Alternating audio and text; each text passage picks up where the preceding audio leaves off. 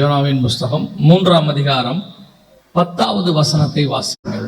அவர்கள் தங்கள் பொல்லாத வழியை விட்டு திரும்பினார்கள் என்று தேவன் அவருடைய கிரியைகளை பார்த்து தாம் அவர்களுக்கு செய்வேன் என்று சொல்லியிருந்த தீங்கை குறித்து மனஸ்தாபப்பட்டு அதை செய்யாதிருந்தார். இன்னொரு வசனத்தையும் வாசிங்க. எஸ்தரின் புஸ்தகம் 5ஆம் அதிகாரம் 3வது வசனத்தை வாசிங்க. ராஜா அவளை நோக்கி, எஸ்தர் ராஜாத்தியே, உனக்கு என்ன வேண்டும்? நீ கேட்கிற மன்றாட்டு என்ன? நீ ராஜ்யத்தில் பாதி மட்டும் கேட்டாலும் உனக்கு கொடுக்கப்படும் என்றான். யோனா தீர்க்கதரிசன புஸ்தகம் 3ஆம் அதிகாரம் 10வது வசனத்திலும் எஸ்தரின் புஸ்தகம் 5ஆம் அதிகாரம் 3வது வசனத்திலும் ரெண்டு முக்கியமான காரியங்களை பார்க்கிறோம். ரெண்டுமே ஒரு ஜெபத்திற்கான பதில். அங்கே தேவன் அவர்கள் செய்த ஜெபத்தை பார்த்து மனஸ்தாபப்பட்டு அவர்கள் மேல் வருவேன் என்று சொன்ன தீங்கை வராதபடி கர்த்தர் நிறுத்தினார் என்று சொல்லி பார்க்கிறோம். எஸ்தரின் புஸ்தகம் 5ஆம் அதிகாரத்தில் ராஜா எஸ்தரை பார்த்து சொல்லுகிறார், உன்னுடைய மன்றாட்டு என்ன? நீ ராஜ்யத்தில் பாதி கேட்டாலும் உனக்கு கொடுக்கப்படும் என்று சொன்னார். இங்க ரெண்டுமே ஒரு ஜெபத்துக்கான பதில். ஏதோ ஒரு காரியத்தை அவர்கள் கேட்க வந்திருக்கிறார்கள், ரெண்டுத்திற்கும் பதில் கிடைக்கிறது. இந்த ரெண்டுத்திற்குமான பதில் எப்படி கிடைக்கிறது, எதனால கிடைச்சது அப்படிங்கறத தான் நாம இப்ப பார்க்க போகிறோம். பொதுவாக நாம் ஜெபிக்கிறது எதற்காக? நாம் ஜெபம் பண்றது அப்படின்னு இந்த ஜெபத்துல பல முக்கியமான காரியங்கள் இருந்தாலும் ஒன்று நீங்கள் புரிந்து கொள்ள வேண்டும். நம்ம ஆண்டவருக்கு பேரே ஜெபத்தை கேட்கிறவரே, மாம்சமான யாவரும் உம்மிடத்தில் வருவார்கள். அவருக்கு ஒரு பேர் உண்டு, என்னன்னா ஜெபத்தை கேட்கிறவரே அப்படின்னு இருக்கு. அப்ப நம்ம ஜெபத்தை ஏறெடுக்கும் போது நமக்கு ஒரு நம்பிக்கை இருக்கிறது, நம்முடைய ஜெபத்திற்கு தேவன் பதில் தருகிறார் அப்படின்னு சொல்லி.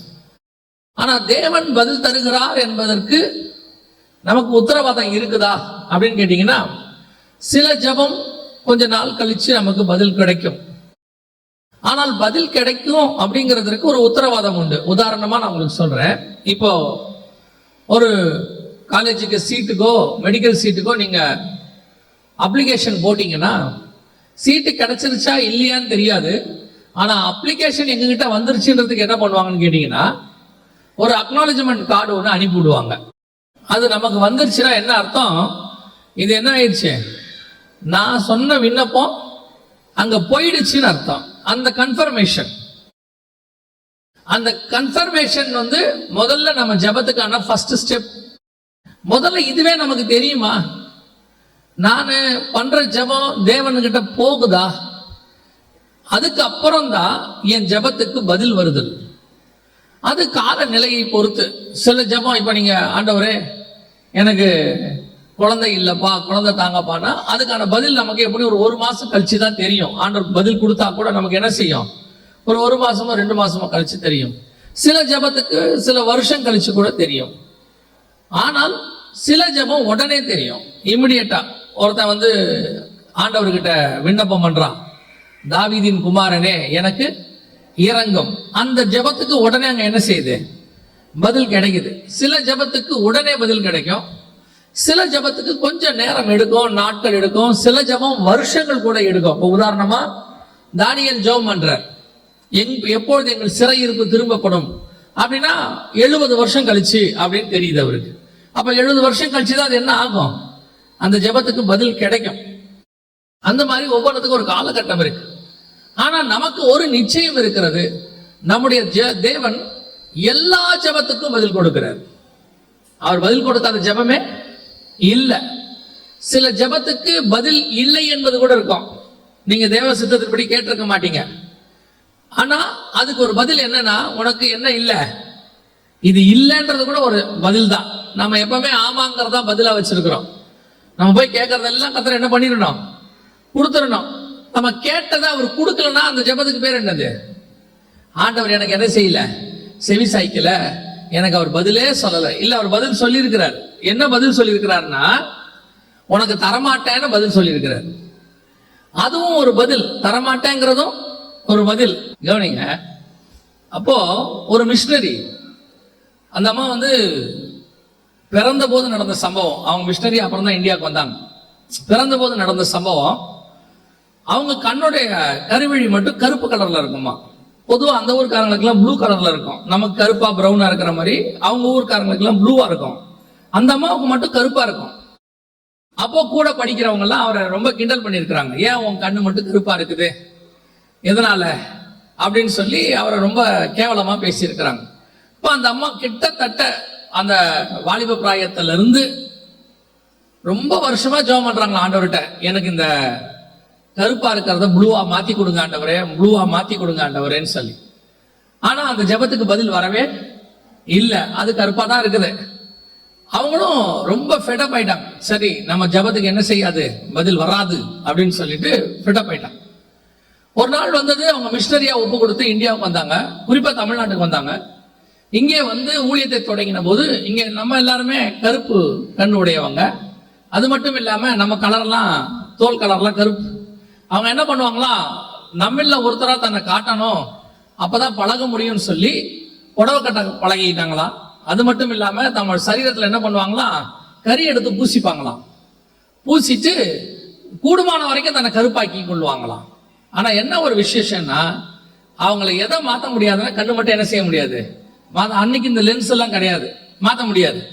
ஆனா அவங்க எதுக்காக அதுக்கப்புறம் கத்தரை சோதனம் பண்ணாங்கன்னா, நல்ல வேளை என் கண்ணு என்னவா இருக்குது, கருப்பா இருக்குது. ஏன்னா அன்னைக்கு கண்ணை வச்சுதான் பார்ப்பாங்களாம்.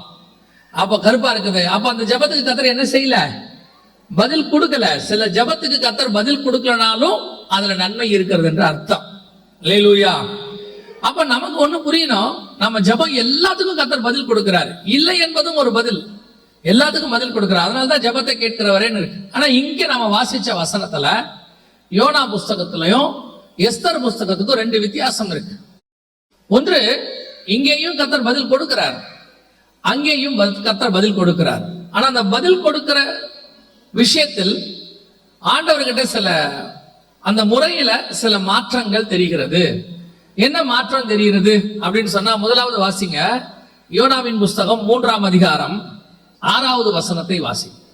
இந்த விஷயம் நினிவேவின் ராஜாவுக்கு தெரிந்த போது அவன் தன் சிங்காசனத்தை விட்டு எழுந்து தான் உடுத்தியிருந்த வஸ்திரத்தை கலைத்து போட்டு இரட்டை உடுத்தி கொண்டு, நல்ல கவனிங்க, அவன் போட்டிருந்த வஸ்திரத்தை என்ன பண்ணிட்டான், மாத்திட்டான். ராஜ வஸ்திரத்தை மாத்தி விட்டு அவன் ஒரு வஸ்திரத்தை போட்டுக் கொண்டான். அந்த வஸ்திரம் இரட்டை உடுத்தி கொண்டு இருக்கு. ரட்டு அப்படின்னா ஆங்கிலத்துல சாக்லாத் அப்படின்னு சொல்லுவாங்க.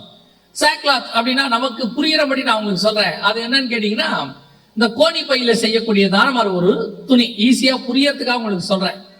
அது குறிப்பா யார்கள் போடுவாங்கன்னா, அந்த காலத்துல அடிமைகள் போடுவாங்க.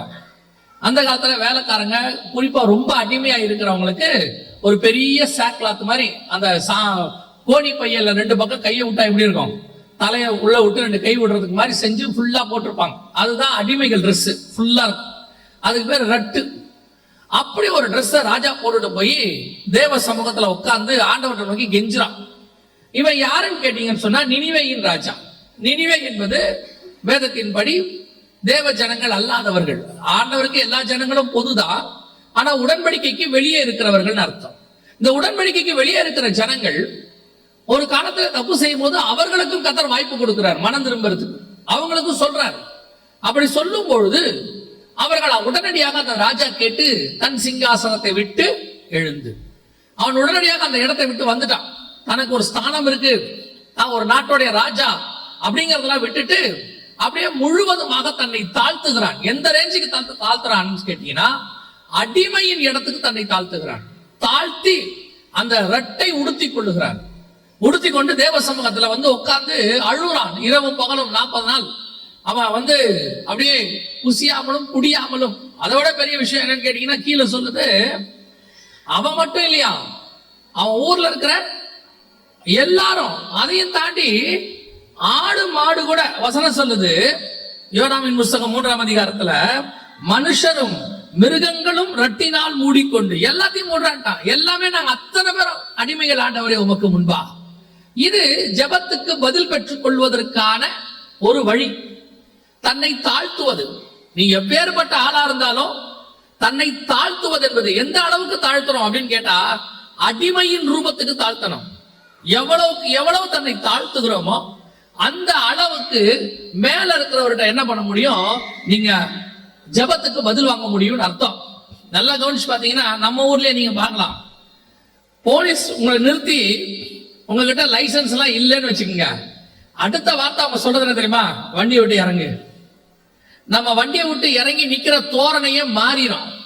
நம்ம கிராஜுவேட் முடிச்சிருக்கிறோம், நமக்கு சொந்த வீடு இருக்குது, அதெல்லாம் இல்ல, லைசன்ஸ் இல்ல, ஆட்டோமேட்டிக்கா நம்ம என்ன பண்ணிடுவோம்?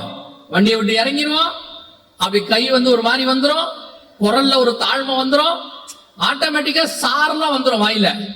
அதுவே நம்ம கிட்ட எல்லா டாக்குமெண்ட்டும் இருக்குன்னு வச்சுக்கோங்க, அவர் நிறுத்துறாருன்னா வண்டி விட்டு இறங்கவே மாட்டோம். என்ன சார் அப்படிம்போம், லைசன்ஸ் இந்தாங்க சார், இன்சூரன்ஸ் இந்தாங்க சார், ஹெல்மெட் போட்டிருக்கேன் சார், அப்புறம் இல்ல நீங்க போங்க, ஓகே சார். பைக்கை விட்டு இறங்க மாட்டோம். எப்ப நம்ம கிட்ட குறைவு விடுச்சாரோ, நம்ம கிட்ட ஒரு தப்பு தெரிய ஆரம்பிச்சிருச்சோ, ஆட்டோமேட்டிக்கா நம்மளுடைய இது என்னவாயிரும்? ஸ்தானம் கீழே இறங்கிறோம். இதைத்தான் நினிவே ராஜா செய்யறான், டக்குன்னு சிங்காசனத்தை விட்டு கீழே இறங்கிறோம். இன்னைக்கு நம்ம கிட்ட இருக்க பிரச்சனை என்ன அப்படின்னு கேட்டீங்கன்னு சொன்னா, நாம் பல நேரத்துல நம்ம கிட்ட இருக்கிற குறைவுகள் இருந்தாலும் அந்த குறைவுகளை தேவ சமூகத்திலே தாழ்த்துவதில்லை. இப்ப தானியேலுக்கு அவர் எங்க இருக்கிறாருன்னு கேட்டீங்கன்னு சொன்னா, ராஜாவுடைய சமூகத்துல உட்கார்ந்து இருக்கிறார். 2ஆம் அதிகாரம் கடைசி வசனம் சொல்லுது தானியேல் புஸ்தகத்துல, தானியேலையோ வென்றால் ராஜா தன் கொலு மண்டபத்தில் வைத்தான் இருக்கு. கொலு மண்டபம்னா கிங்ஸ் கோர்ட் அப்படின்னு சொல்லுவாங்க. ராஜாவுக்கும் எல்லாருக்கும் நடுவுல யார் வந்தாலும் தானியேலை பார்த்துட்டு தான் வரணும், அந்த இடத்துக்கு வச்சுட்டார். ஆனால் வசனம் சொல்லுது, தன் தேசத்தை குறித்து ஜெபிக்க வேண்டும் என்ற ஒரு நிலை வந்தபோது தானியேல் தன்னை முழுவதுமாய் தாழ்த்துகிறார். ஆண்டவரே, நாங்கள் பாவம் செய்தோம், அப்படியே முழுசா தாழ்த்துறது. இந்த தாழ்மை ஜெபத்துக்கான ஒரு மிக முக்கியமான வழியாக இருக்கிறது. நாம தாழ்த்தணும், எந்த அளவுக்கு தாழ்த்துறோமோ அந்த அளவுக்கு கிடைக்கும். நாம இன்னைக்கு ஒரு சிலர் ஜெபத்துல கூட தன்னை தாழ்த்துறது இல்ல, ஜெபத்துல கூட பெருமை. அந்த ஐஸ்வர்யவான் ஜெபம் பண்ணாம பாருங்க, ஆண்டவரே அவன மாதிரி நான் இல்லப்பா, அவன் தான் யாரு? பாவி, நான் நீதிமான். தானியேல் சொல்றான், நாங்கள் பாவம் செய்தோம், நாம் பாவி ஆண்டவரேங்கிறான். இது ஜெபத்தை பெற்றுக் கொள்வதற்கான ஒரு வழி. ரட்டை உடுத்திக் கொள்வது. ரட்டு என்பது அதோடைய மிக முக்கியமான விஷயம் என்னன்னு கேட்டீங்கன்னா, துக்கம், தாழ்மை, அப்படியே தன்னை தாழ்த்திக் கொள்வது, தேவனுக்கு முன்பாக பணிவது, நான் ஒண்ணும் இல்லைன்னு சொல்றதுக்கான அடையாளம். ராஜ வஸ்திரம் தரிச்சிருக்கிறவன் நம்ம காலில் போட்டு மிதிக்கிற கோணி சாக்கு அதை தூக்கி தன்னுடைய ட்ரெஸ்ஸா போட்டுக்கிறான். அப்படின்னா என்ன அர்த்தம்? எவ்வளவுக்கு எவ்வளவு தன்னை தாழ்த்துகிறானோ எல்லாத்தையும் விட்டான். ராஜ்யபாரத்தை விட்டுட்டான், எல்லாத்தையும் விட்டுட்டான். ஒன்னே ஒண்ணு கேட்டான், என் நாடு அழிவுக்கு நேரா போகுது, இமிடியேட்டாக முழுவதுமாக தாழ்த்துதல். இந்த தாழ்மை உள்ளுக்குள்ள வரணும், ரட்டு உடுத்துறது. இப்ப நம்ம ரட்டு உடுத்த வேண்டிய அவசியம் இல்லை, அதை நான் ஏன்னு உங்களுக்கு சொல்றேன். இப்ப நம்ம யாரும் கோணி பைய போட்டு உட்காரல, மூடிக்கொள்ளல, எதையும் செய்யல. ஆனா இன்னைக்கு நமக்கு வேற ஒரு ட்ரெஸ் ஆண்டவர் கொடுத்துட்டார், நம்ம அதைத்தான் போட்டுட்டு தேவ சமூகத்துல உட்கார்றோம். ஆனால் உள்ளுக்குள்ள இந்த தாழ்மை இருக்கணும். பாருங்க, எப்பேற்பட்ட ராஜாவா இருக்கிறான் தாவீது. அவனை போய் பாத்தீங்கன்னா அத்தனை பெரிய சண்டை போடுவான், அவனை கண்டா எல்லாருக்கும் பயம். ஆனா பாவம் செஞ்ச உடனே தாவீது, நானே அந்த மனுஷன் கீழே உட்காந்துட்டான், அப்படியே போட்டான் முழங்கால், நானே அந்த மனுஷன். இந்த தாழ்மை தான் வரணும். இங்க யாருமே பூரண பரிசுத்தவான்கள் கிடையாது. ஒரு உபதேசம் இருக்கு, நாம பாவி கிடையாதுன்னு.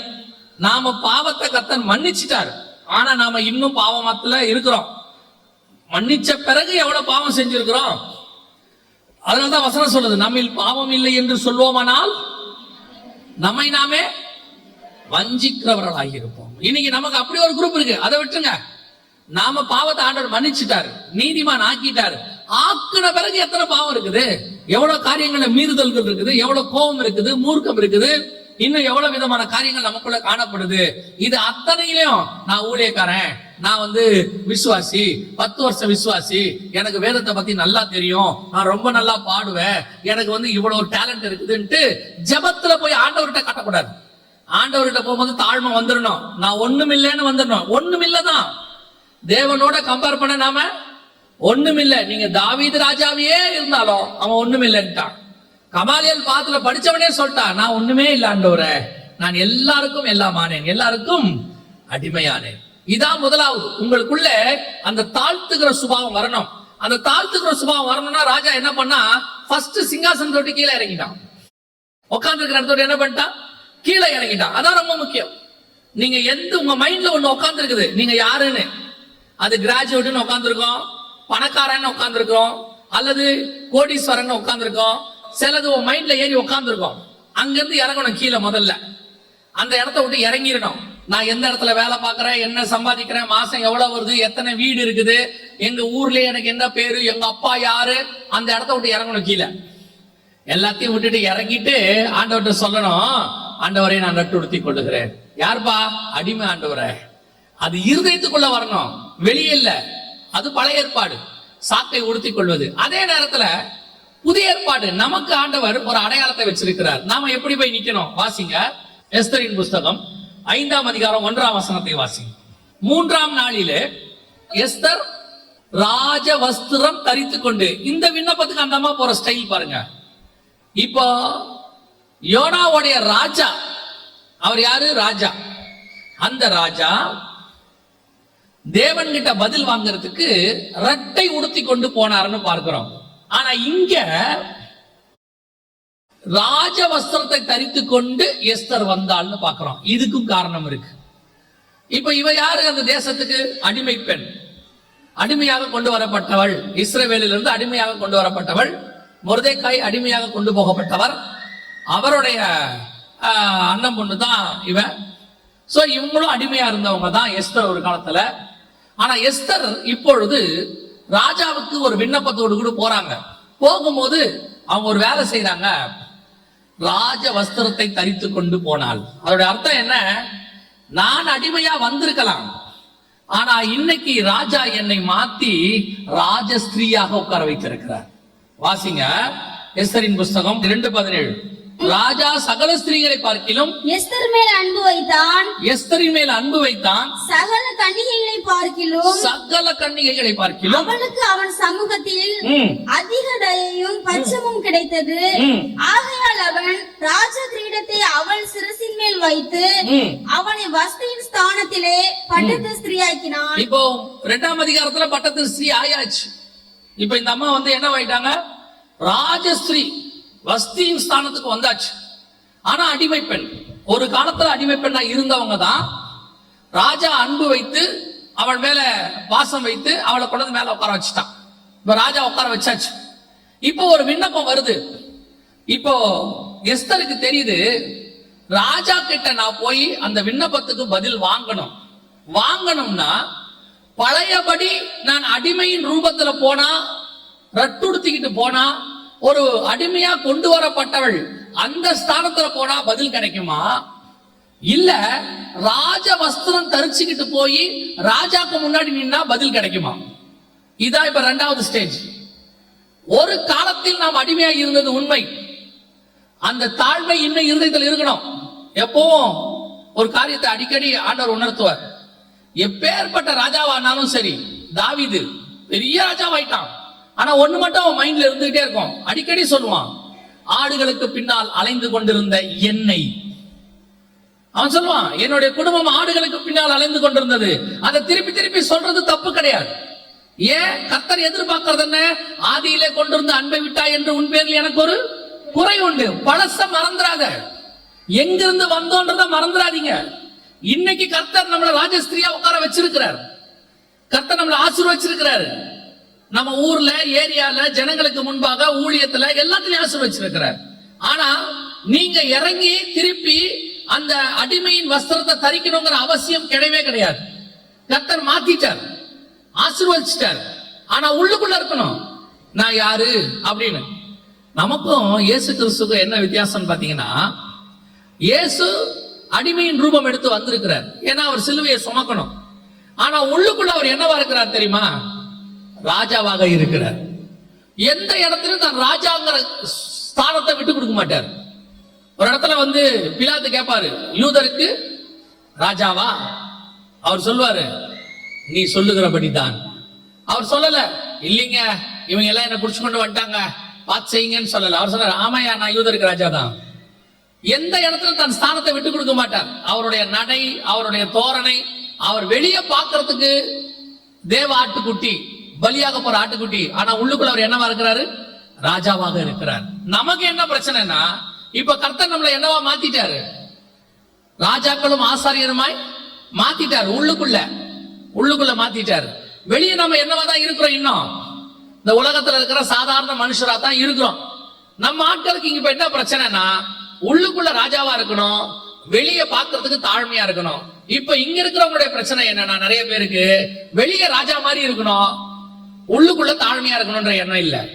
வெளியும் தாழ்மை இல்ல, உள்ளியும் தாழ்மை இல்ல. வெளியே பார்க்கும் போது நான் யார் தெரியுமா, ராஜாவுடைய பிள்ளை, இயேசுவினுடைய பிள்ளை, அதனால நான் இருக்கிறதுலே பெஸ்ட் கார் வச்சுப்பேன், பெஸ்ட் Dress போட்டுப்பேன், நான் இருக்கிறதுலே காஸ்ட்லி கிரெடிட் கார்டு வச்சுப்பேன். இது என்ன சுபாவம் தெரியாது. அப்பேற்பட்ட ராஜாவே அடிமையின் ரூபம் எடுத்துட்டார். இப்ப நம்மள என்ன சொல்லி இருக்கிறாரு, நீ வா விண்ணப்பத்துக்கு எங்கிட்ட வா, வரும்போது எப்படி வா, நீ அடிமையாக என்னிடத்தில் வராத, நான் உன்னை அடிமைத்தனத்துல மீட்டுட்டேன். இப்ப நீ எப்படி வரணும் தெரியுமா, ராஜாவுடைய மனைவியாக மணவாட்டியாக வந்து நிக்கணும் என் முன்னாடி. ராஜாவுடைய மணவாட்டியாக வந்து நின்னா நீ கேட்கிற வேண்டுதல் உனக்கு சொல்லப்படும், நீ கேட்கிற காரியம் உனக்கு தரப்படும். அதனால்தான் ராஜா எஸ்தருக்கு நல்லா தெரியுது, நான் என்ன Dress போட்டு போனா ராஜா என்ன கிட்ட கூப்பிடுவாருன்னு எனக்கு தெரியும். ஏன், நான் யார் தெரியுமா, ராஜகுமாரத்தி. அந்த ராஜ வஸ்திரத்தை தரித்து கொண்டு வந்து நின்றாள். நம்ம ஒண்ணு வாங்கணும்னு முடிவு பண்ணிட்டோம்னா நம்மளை எவ்வளவு பரிதாபமா காட்டணுமோ அவ்வளவு பரிதாபமா காட்டுவோம். ஆனா எஸ்தர் அப்படி இல்ல, நான் உங்ககிட்ட இருந்து பதில் வாங்க முடிவு பண்ணிட்டேன் ராஜா, ஆனா நான் இப்ப எப்படி வரப்போறேன் தெரியுமா, பாவமா வந்து உங்க முன்னாடி நிக்க போறது இல்ல, ஒரு பாவியாக தேவனிடத்துல கேட்க போறது இல்ல. எப்படி கேட்க போறது தெரியுமா, ஒரு பிள்ளையாக தகப்பனிடத்துல கேட்க போறோம். அதுக்குதான் இயேசு ஜெபம் பண்ணும்போது சொல்லி கொடுத்தாரு, பரமண்டல இருக்கிற எங்கள் பிதாவே, அப்பான்னு கூப்பிடும்பார். நீ அந்த அப்பான்னு கூப்பிட்டு கேள, அப்பான்னு கூப்பிட்டு கேட்டுட்டீங்கன்னா அவர் எதையும் கொடுக்க வல்லமை உள்ளவராக இருக்கிறார். அல்லேலூயா. லூக்கா எழுதின சுவிசேஷம் 15ஆம் அதிகாரத்துல 12வது வசனம் வாசிங்க. அவர்களில் இளையவன் தகப்பனை நோக்கி, தகப்பனே, ஆஸ்தியில் எனக்கு வரும் பங்கை எனக்கு தர வேண்டும் என்றான். அந்தபடி அவன் அவர்களுக்கு தன் ஆஸ்தியை பங்கிட்டு கொடுத்தான். அப்பா கிட்ட வந்து என்ன கேட்கிறான் பையன், ஆஸ்தியை பங்கிட்டு கொடுங்கன்னு கேட்கிறான். ஆனா கேட்கும் போது எப்படி கேட்டான் தெரியுமா, தகப்பனேன்னு கேட்டான். அங்க கேட்கும் போது பாருங்க, பையன் கெட்டவன் கொண்டு போய் ஆஸ்தியை என்ன பண்ண போறான், அழிக்க போறான்னு அப்பாவுக்கு நல்லா தெரியும். தெரிஞ்சாலும் ஒரு வார்த்தை பேசாம அப்பா என்ன பண்றாரு, ஆஸ்தியை கொடுக்கிறார். இதுக்கு பின்னாடி நிறைய விஷயம் இருக்குது. இந்த இடத்துல அப்பா செஞ்சது சரியா அப்படின்னு கொஞ்சம் கவனிச்சு பாருங்க. எந்த தகப்பனா இருந்தாலும் பையன் வந்து கேட்கும் போது அவன் தப்பான விஷயத்துக்கு பயன்படுத்த போறான்னு சொன்னா அப்பா என்ன செய்வார், கண்டிப்பா கொடுக்க மாட்டாரு. இல்லைன்னா குறைஞ்சபட்சம் என்ன பண்ணுவாரு, ஒரு அட்வைஸ் பண்ணுவாரு. டே, இது கஷ்டப்பட்டு சம்பாதிச்சதுரா, இதை கொண்டு போய் அழிச்சிடாத, இது ரொம்ப பின்னாடி நீ ரொம்ப கஷ்டப்படுவ, இதெல்லாம் சொல்லுவார். சில அப்பா சொல்லுவாரு, நான் சம்பாதிச்சது ஒத்த பைசா கொடுக்க முடியாது போடான்றவர். ஆனா இவன், இந்த தகப்பன் ஒன்றையும் சொல்லவில்லை. அவன் வந்து கேட்கிறான், ஆஸ்தியை பிரிச்சு கொடுங்கன்னு கேட்கிறான். இளையவன் தகப்பனை நோக்கி, தகப்பனே, ஆஸ்தியில் எனக்கு வரும் பங்கை எனக்கு தர வேண்டும் என்றார். உடனே அவன் அந்தபடியே அவன் அவர்களுக்கு தன் ஆஸ்தியை பங்கிட்டு கொடுத்தான். ஏன் ஒண்ணுமே சொல்லல, ஒண்ணுமே சொல்லல. அதோடைய காரணம் என்ன தெரியுமா, அவன் கேட்கறதுக்கு முன்னாடி ஒரு வார்த்தையை யூஸ் பண்றான். என்ன யூஸ் பண்ண தெரியுமா, தகப்பனேங்கிற வார்த்தையை யூஸ் பண்றான். அப்பா, எனக்கு ஆஸ்தியை பிரிச்சு கொடுத்துருங்க. பைபிள்ல ஆண்டவர் சொல்லி இருக்கிறாரு, என் நாமத்தினாலே நீங்கள் எதை கேட்டாலும் நான் உங்களுக்கு தருவேன். பல நேரத்துல உங்களுக்கு எல்லாம் ஒரு சந்தேகம் வருது. நிறைய ஊழியக்காரங்க இதுல வழி விலகி போறாங்க. என்ன சந்தேகம் தெரியுமா, இப்ப சில ஊழியக்காரங்க சொல்லி கொடுக்குறாங்க, வீடு கேளு, காரு கேளு, அப்புறம் வந்துட்டு நகை கேளு, சொத்து கேளுன்னு சொல்றாங்க. அவங்க கேட்கிறாங்க, கிடைக்குதா இல்லையா, கிடைக்குது. இத பார்க்கும்போது நம்மள மாதிரி இருக்கிற சில ஊழியர்களுக்கு என்ன தோணுதுன்னா, இப்ப ஆண்டவர் எப்படி அவங்களுக்கு அதெல்லாம் தராரு?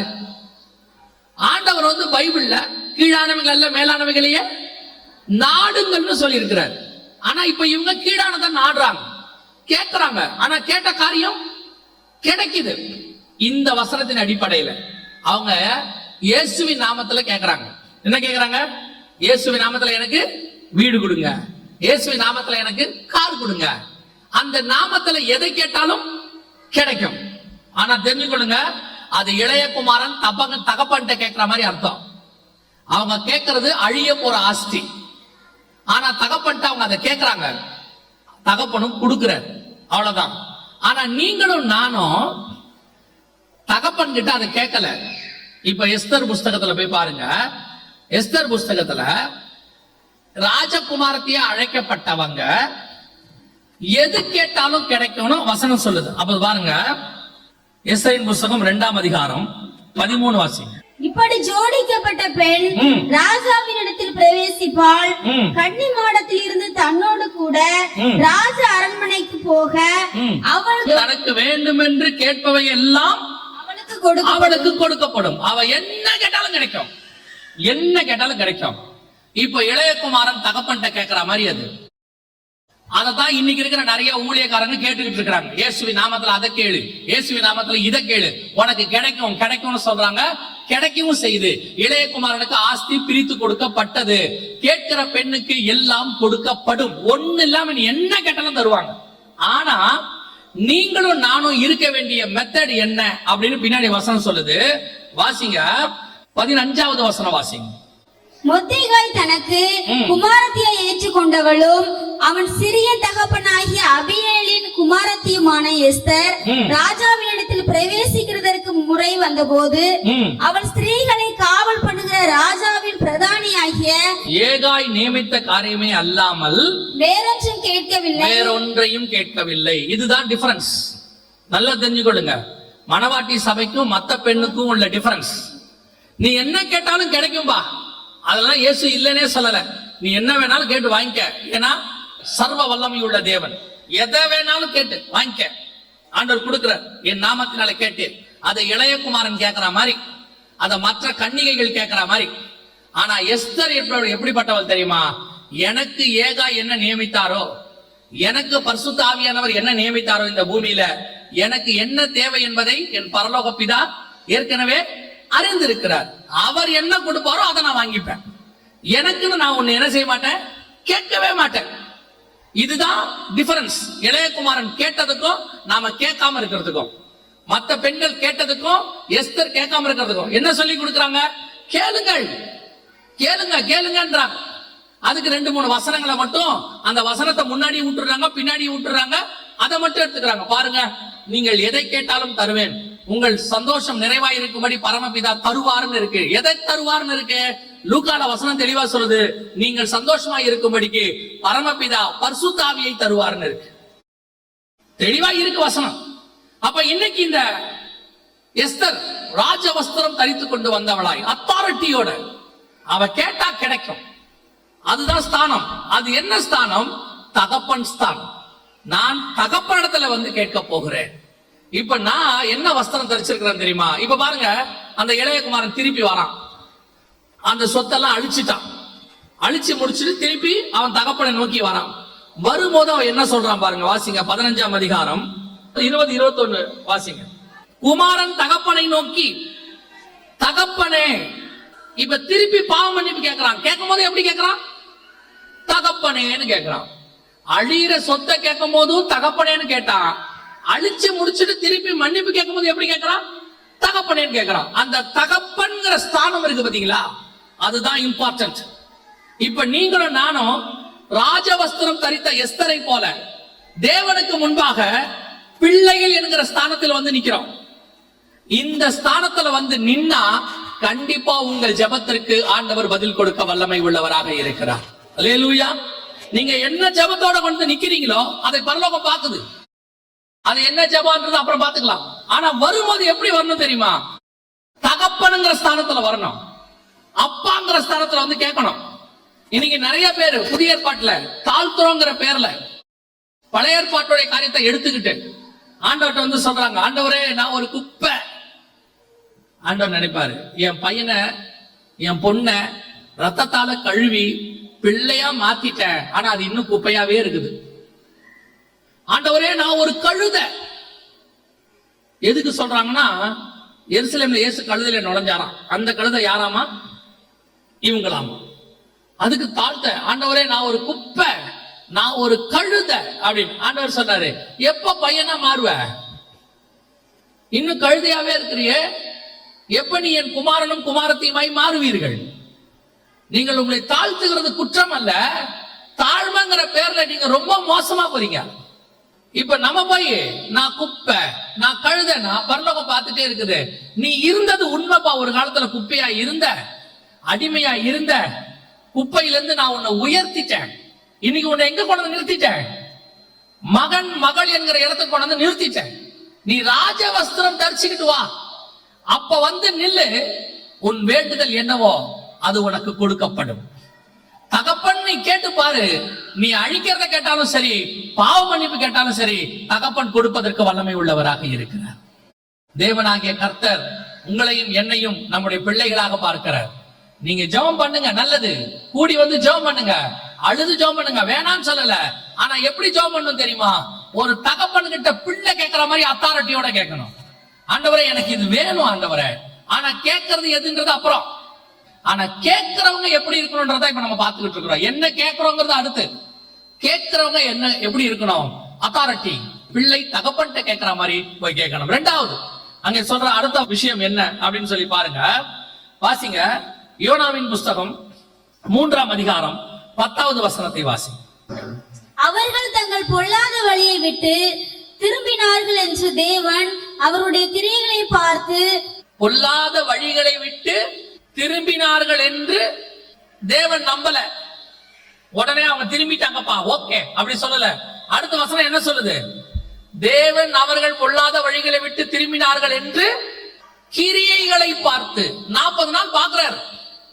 முதல் நாள் சொல்லியாச்சு, இந்த மாதிரி நினிவே அழிய போது அப்படின்னு. உடனே ராஜா இமிடியட்டா கீழே இறங்கிட்டா, ரட்டு உடுத்திட்டா, வஸ்திரம் போட்டாச்சு, சாம்பல்ல உட்கார்ந்துட்டான், எல்லாரையும் போட சொல்லிட்டா.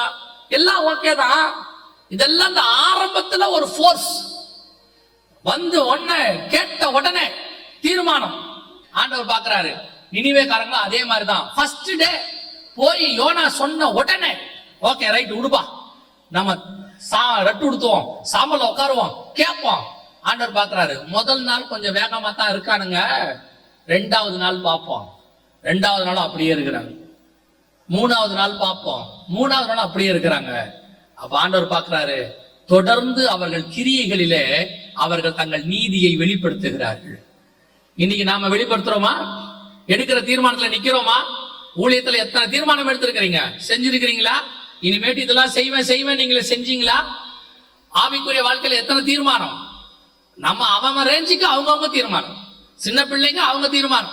பையன் எழுதி வைப்பான், இன்றையிலிருந்து டைம் டேபிள் எல்லாம் போட்டு ஒட்டி வைப்பான். ஒரு முதல் மேக்ஸ் படிப்பேன், 2வது சயின்ஸ் படிப்பேன், எல்லாம் போட்டிருப்பான்.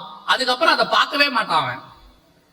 அவ்வளவுதான், பீரோல எழுதி ஒட்டியிருப்பான். சில பசங்க எல்லாம் பார்த்தா என்ன படிக்க போறான். இன்னும் சிலர் பண்ணிருப்பான், இந்த வருடம் 400 மார்க் எடுப்பேன்னு. 200 சொச்சம் தான் வந்திருக்கும். என்னடா ஆச்சு? எழுதுனதோட சரி. இன்னைக்கு கிரியை இல்லாத விசுவாசம். ஆண்டவர் பார்க்கிறாரு, நீ எழுதுனதெல்லாம் சரி, ஒட்டினதெல்லாம் சரி, ரட்டு உடுத்துனது சரி, சாம்பல்ல உட்கார்ந்ததும் சரி, ஆனால் இது தொடருகிறதா? இந்த ஆவிக்குரிய உன்னுடைய பழக்கம் தொடருகிறதா? எங்க அம்மா ஒரு பழமொழி சொல்லுவாங்க. எங்க அம்மா நிறைய பழமொழி சொல்லுவாங்க. அதுல ஒரு பழமொழி சொல்லுவாங்க, இந்த புது தொடப்பம் நல்லா தாண்டா பெருக்கும்பாங்க. இந்த தொடப்பம் புதுசா இருந்துச்சுன்னா என்ன செய்யுமா? முதல்ல கொஞ்சம் நல்லா பெருக்குமா, போக போக தொடப்பம் என்ன ஆகுமா? ஒழுங்கா பெருக்காதான். அந்த மாதிரி ஒரு ஃபோர்ஸ். உடனே ரட்டுடுத்தி சாம்பல ஆண்டவர் பார்க்கிறாரு, இவன் என்னதான் செய்யறான்னு பார்ப்போம். அப்புறம் வசனம் சொல்லுது, அவர்கள் கிரியைகளை பார்த்து அவர் மனஸ்தாபப்பட்டு, உண்மையிலே அவன் ஃபாஸ்டிங் இருக்காண்டா, உண்மையிலே அவன் ஜெபம் பண்றான்டா, உண்மையிலே தண்ணி குடிக்காம இருக்காண்டா. ஆண்டவர் கிரியையை பார்க்கிறாரு, உண்மையிலே உபவாசம் இருக்கிறானா?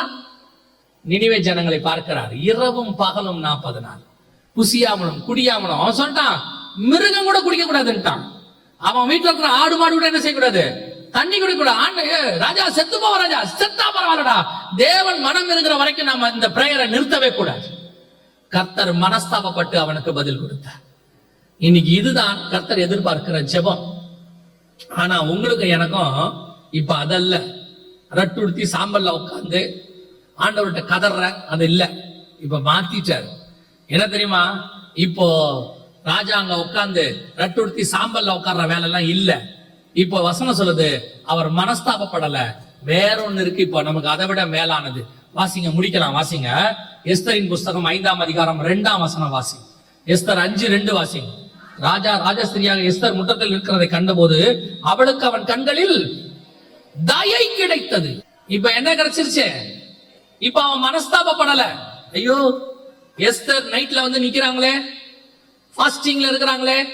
3 நாள் எஸ்தர் ஃபாஸ்டிங். அதுக்கு முதல் வசனம் பாத்தீங்கன்னா 16வது வசனத்துல, நீர் போய் சூசானில் குடியிருக்கிற யூதரை எல்லாம் கூடி வர செய்து 3 நாள் அல்லும் பகலும் புசியாமலும் குடியாமலும் எனக்காக உபவாசம் பண்ணுங்கள், நானும் என் தாதிமாரும் உபவாசம் பண்ணுவோம். அவ பாத்துங்க, அந்த அம்மா 3 நாள் என்ன பண்ணிருக்கு? உண்மையாகவே சாப்பிடாம இருந்திருக்கு, குடிக்காம இருந்திருக்கு, தண்ணி குடிக்காம இருந்திருக்கு. உங்களுக்கு தெரியுமா, 3 நாள் சாப்பிடாட்டி தண்ணி குடிக்காட்டி ஆள் எப்படி இருக்கும் பாக்குறதுக்கு? ராஜ வஸ்திரம் தரிச்சிட்டு போய் நிக்கிறான். இப்ப ராஜா மனஸ்தாபப்படல. ஐயோ பாவம் எஸ்தர் 3 நாள் சாப்பிடாம இருக்கிறாளே, தண்ணி குடிக்காம இருக்கிறாளே. ஒருவேளை தெரியாட்டி கூட முகத்துல என்ன செஞ்சிடும்?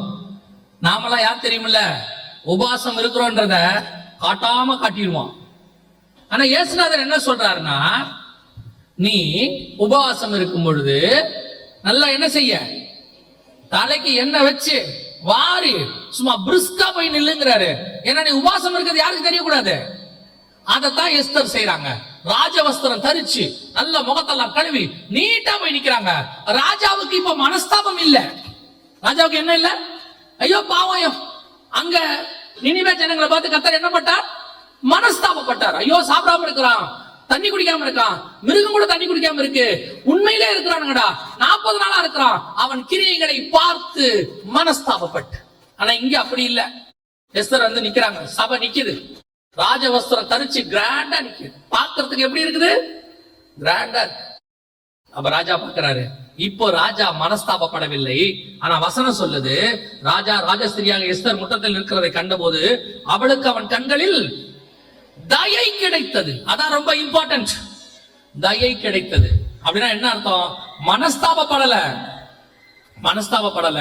ஆனா ஒண்ணு, இவ என் ராஜகுமாரத்தி, இவ வந்து நிக்கிறா, இவ கேட்டதை நான் தருவேன். ராஜாவின் கண்களில் எஸ்தருக்கு தயை கிடைக்குது. அததான் வசனம் சொல்லுது. நாம ஆண்டவர்கிட்ட போய் நிக்கும் போது ஆண்டவர் நம்ம மேல எப்படி இருக்கிறாரா? கிருபை உள்ளவராக இருக்கிறார். கிருபாசனத்துக்கிட்ட கிட்டி நெருங்கி சேரும் போது ஆண்டவர் பவுல் எழுதுறார் ரோமருக்கு, தைரியமா போங்க. கிருபாசனத்துல என்ன செய்யுங்க? தைரியமா விண்ணப்பத்தை ஏறிடுங்க. ஏன் தெரியுமா? அங்கே தயை பாராட்டுகிறவர் ஒருத்தர் இருக்கிறார். வாசிங்க, ரோமருக்கு எழுதின நிருபம் 8ஆம் அதிகாரம் 34வது வசனத்தை வாசி. ஆக்கினைக்குள்ளாக தீர்க்கிறவன் யார்? கிறிஸ்துவே மரித்தவர், அவரே எழுந்தும் இருக்கிறவர், அவரே தேவனுடைய வலது பரிசத்திலும் இருக்கிறவர். நல்ல கவனிங்க. இப்ப நீங்க கிட்ட போய், ஆண்டவர் கிட்ட போய், ஒருவரும் சேரக்கூடாத ஒளியிலே வாசம் பண்ணுகிறவர், பரிசுத்தம் உள்ள தேவன், அவர் கிட்ட போறீங்க. எஸ்தர் கிட்ட போய் கோல நீட்டினாதான் ராஜா கிட்ட போக முடியும். இல்லைன்னா ராஜாவுடைய பிரதானிகள் அவரை கொன்னுடுவாங்க. ஒரு டிஸ்டன்ஸ் வரைக்கும் தான் போக முடியும், அதுக்கு மேல போக முடியாது. ஆனா நமக்கு அப்படி அல்ல, கிட்ட போக முடியும். யாருக்கிட்ட? பிதாவாகிய தேவன் கிட்ட போக முடியும். ஏன் அப்படின்னு கேட்டீங்கன்னா, அங்கே ஒருத்தர் உட்கார்ந்து இருக்கிறார். வாசிங்க திருப்பியும். ஆக்கினைக்குள்ளாக தீர்க்கிறவன் யார்? கிறிஸ்துவே மரித்தவர், அவரே எழுந்தும் இருக்கிறவர், அவரே தேவனுடைய வலது பாரிசத்திலும் இருக்கிறவர். அங்க ஒருத்தர் உட்கார்ந்து இருக்கிறார். நீங்க போகும்போது அவரே வலது பாரிசத்தில் உட்கார்ந்து இருக்கிறவர். அடுத்து, நமக்காக வேண்டுதல் செய்கிறவரும் அவரே. நமக்காக வேண்டுதல் செய்கிறவரும். நீங்க கிட்ட போகும்போது அவர் சொல்வார், இந்த மாதிரி என்னுடைய ரத்தத்தால கழுவப்பட்ட உங்களுடைய பிள்ளை வந்திருக்குது. அவர் பாவத்தை பார்க்க மாட்டாத சுத்த கண்ணன். இது பாவம் செஞ்சுட்டு வந்து நிக்கிது. இது வேண்டுதலோட வந்து நிக்கிது, தேவையோட வந்து நிக்கிது. இவர்கிட்ட இது கிட்டையே வர முடியாது. ஆனா அவர் சொல்றாரு, தைரியமா கிட்ட வா. ஏன் தெரியுமா? உன்னை அழிக்காதபடிக்கு அவர் பக்கத்துல நான் உட்கார்ந்து உனக்காக வேண்டுதல் செஞ்சுக்கிட்டு இருக்கிறேன். அதுதான் கர்த்தருடைய கண்களில் தயை கிடைப்பதற்கு காரணம். அவரே வேண்டுதல் செய்கிறவர், அப்புறம் வலது பாரசத்தில் இருக்கிறவர், நமக்காக வேண்டுதல் செய்கிறவரும் அவரே. நல்ல கவனிங்க, அவரே நமக்காக வேண்டுதல் செய்கிறார். நம்ம போற ஜெப குறிப்பா அவர் வச்சுக்கிறார் கையில. நாம சொல்றோம், சில ஆபீஸ்க்கு நீங்க போகும்போது பாருங்க, உங்களையும் அந்த ஆபீசருக்கு, தாசில்தாருக்கோ யாரோ ஒருத்தருக்கு வட்டாட்சியரோ அவருக்கு தெரியாது. அவருக்கு நம்மள தெரியாது, இல்ல அவர் போஸ்டிங் நம்மள பார்க்க முடியாது. ஆனா நடுவுல ஒருத்தர் இருப்பாரு, பியூன். அவரை நம்மால கரெக்ட் பண்ணிடுவான். கரெக்ட் பண்ண உடனே அவன் சொல்லுவார், அந்த பியூனு, நீ வாங்க, நான் உங்களுக்கு முடிச்சு கொடுக்குறேன் பாரு. அந்த பியூன் என்ன பண்ணுவார் தெரியுமா? கரெக்ட் நேரத்துல நம்மள உள்ள கூட்டிட்டு போவார். அவர் சொல்லுவாரு, கொஞ்சம் வெயிட் பண்ணுங்க, அவர் சாப்பிட்டுக்கிட்டு இருக்காரு, முடிச்ச உடனே நான் சொல்லும் போது வாங்க பாரு. அப்படியே உள்ள கூட்டு போவாரு. நம்ம பேச வேண்டியத அந்த பியூனே பேசுவார் பாதி வேலைய. அந்த தாசில்தார் நம்மள கேட்பாரு, என்ன விஷயம் அப்படிம்பாரு. சார் இந்த மாதிரி ஒரு டாக்குமெண்ட். பியூன் சொல்லுவாரு, சார் டாக்குமெண்ட்லாம் கரெக்டா இருக்கு சார், நான் பார்த்துட்டேன், செக் பண்ணிட்டேன், நீங்க ஒரு கையெழுத்து போட்டா போதும். அடுத்த கேள்வி அவர் கேட்பாரு, பாத்துட்டியாப்பா? பாத்துட்டேன். அந்த டாக்குமெண்ட் கொட்டா. அவரு சும்மா ஒரு பார்வை பார்ப்பாரு, கையெழுத்து போடுவாரு. அவரோட நம்பிக்கை என்ன தெரியுமா? பியூன் பார்த்துட்டாரு. பியூன் சொன்னா கரெக்டா இருக்கும். இங்க நமக்காக பேசுகிறவர் பியூன் அல்ல, சர்வ வல்லமை உள்ள தேவன், நம்முடைய ராஜா, நம்முடைய தகப்பன். அவர் ஸ்தானத்தில் பக்கத்துல ஒருத்தர் உட்கார்ந்து இருக்கிறார். அவரே நம்முடைய சகோதரனாகிய இயேசு கிறிஸ்து. ராஜாவின் கண்களிலே தயை கிடைக்க அவர் நமக்காக பரிந்து பேசிக் கொண்டிருக்கிறார். நீ தைரியமா போ, உன் ஜெபத்துக்கு நிச்சயம் பதில் உண்டு. ஏன் தெரியுமா? பதில் கொடுக்கிறவர் சர்வ வல்லமை உள்ள தேவன், ஆனா வாங்கி கொடுக்கிறவர் கிருபையும் இரக்கமும் நிறைந்தவர். அவர் நமக்கு பிதாவின் கண்களில் தயை கிடைக்க பண்ணுகிறவர். நீங்க தகப்பன் ஸ்தானத்துல தகப்பன் கிட்ட பிள்ளை கேட்கிற மாதிரி போங்க, தைரியமா போங்க, கேளுங்க. உங்களுடைய தேவை என்னன்னு கேளுங்க. அந்த தேவை தேவனுக்குரியதா இருக்கணும், பரலோகத்துக்குரியதா இருக்கணும், பூமிக்குரியதா இருக்கக்கூடாது, கீழானதா இருக்கக்கூடாது, அது மேலானதா இருக்கணும். அதை கேட்கும் போது தேவன் அதை செய்வதற்கு வல்லமை உள்ள ராஜாவாக இருக்கிறார். அல்லேலூயா. இதுதான் எஸ்தர் நினிவே ஜனங்களுக்குள்ள டிஃபரன்ஸ். ரெண்டு பேரும் பதில வாங்கினாங்க, ஆனா ரெண்டு பேர் பதில் வாங்குறதுக்கும் டிஃபரன்ஸ் இருக்கு. புறஜாதியார் பதில் வாங்குவதற்கும், அதாவது அடிமைகள் பதில் வாங்குவதற்கும், தேவ பிள்ளைகள் பதில் வாங்குவதற்கும் உள்ள வித்தியாசம். இப்பொழுது நீங்களும் நானும் தேவனுடைய பிள்ளைகளாய் மாறிவிட்டோம். உங்களுக்கும் எனக்கும் பதில் கொடுக்க போகிறவர் நிச்சயம் கொடுப்பார். அவர் கொடுப்பதற்கு சில காரியங்கள் இருக்கிறது. அதை நீங்களும் நானும் செய்தால் கர்த்தர் நமக்கு பதில் கொடுப்பதற்கு வல்லமை உள்ளவராய் இருக்கிறார்.